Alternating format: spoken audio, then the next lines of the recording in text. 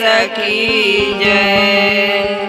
प्रेम से बोला सच्चे दरबार की जय। हरा हरा महादेव।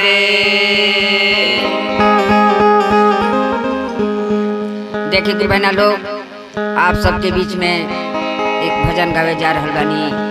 वो भजन के रउआ सब ध्यान से सुनब, लास्ट तक ले सुनब गुरु बहना, और सुन के रउआ सब कमेंट में हर हर महादेव जरूर लिखब सब गुरु बहना लोग। देखी हमनी के भजन के भाव का बा, आकि एगो गुरु बहना बाड़ी, उ शिव चर्चा में रहतारी, शिव के गुरु मनले बाड़ी।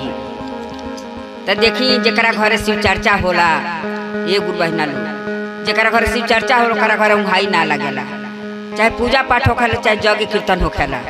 वो आदमी के केहू के उंघाई ना लगी रात भर, कहे से कि कल हमारा घरे चर्चा है, कीर्तन है, चाहे कथा है। तो वही खातिर के उनका नींद ना लगे कौन सामान कहाँ बा, कहाँ से कैसे आई, कैसे कैसे हमारा सामान जुटावे के बा।